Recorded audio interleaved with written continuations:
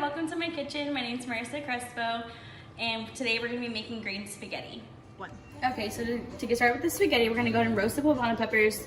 We already rinsed them off and took off the stems. And so you want to place them directly on the fire.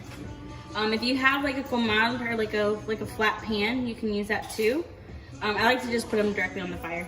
So just a side note, you want to keep the bags that you had your poblano peppers in, so I would recommend maybe not like tying them in a knot, that way you don't have to like open up the bag, because you're going to keep these to put the poblano peppers back in, that way they can sweat. And you're going to leave that going for about 15 minutes, and so I'll let you know how that goes. So you want to keep turning them over, that way you can see that they're kind of getting this little black on them. They're cooking and roasting.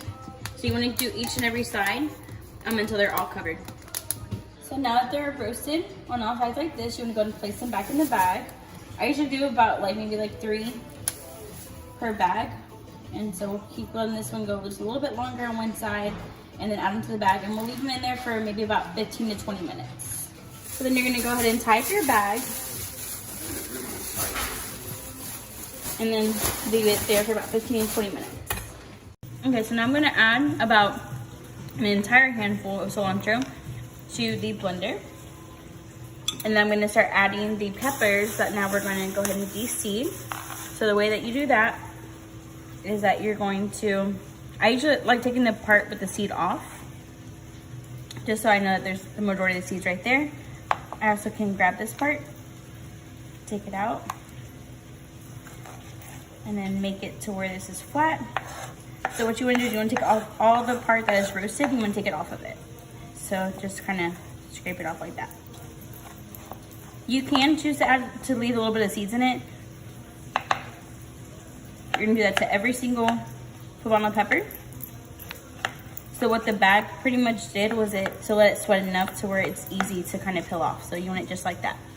And then add it right to the blender. Okay, so to your blender, you're gonna have cilantro. You're gonna have your peppers that are already de-seeded and the skin is off. You're gonna add about a scoop and a half of the chicken flavored bouillon. You're gonna add 1 package of just regular cream cheese. I like to soften it a little bit, so I leave it out after we buy it. Half of a yellow onion, and I used about 2 tablespoons of the sour cream. Then you can go ahead and add a little bit of salt and pepper to your liking.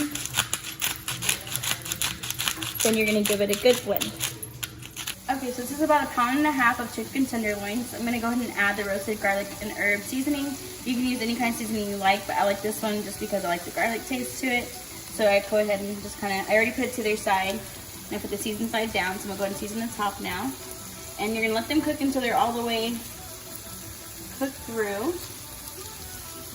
And then you're gonna just go ahead and save them on the side, and then you're gonna add them to your pasta at the very end. In the meantime, right now too, I have the pasta water going. I'm gonna wait until it's fully boiled until I add the package of spaghetti pasta. Okay, so now that the water is boiling, we're gonna go ahead and add our pasta. I like to go ahead and half them. It just makes it where they can all go in the water at the same time, and then it's also easier for us to put on our fork once we're done. The chicken is still going, so we're gonna let it turn a little bit more brown. So now that your sauce is blended, you're gonna go ahead and add about half a teaspoon on medium-high heat of olive oil to your pan, and then just go ahead and add the sauce. And you're just gonna keep stirring it and mixing it about 10 minutes. So then we're gonna go ahead and we're gonna drain our pasta and set it aside, and then we're gonna go ahead and add, once this is done. Okay, so I went ahead and added just this queso fresco on top, and like I said, you can add the chicken on top, or you can mix it in and cut up in little pieces. I like to add it on top just in case people don't want chicken in theirs. And that's it. So you garnish with this. You can also garnish a little bit more with some more mozzarella cheese, but I chose not to. And that's it.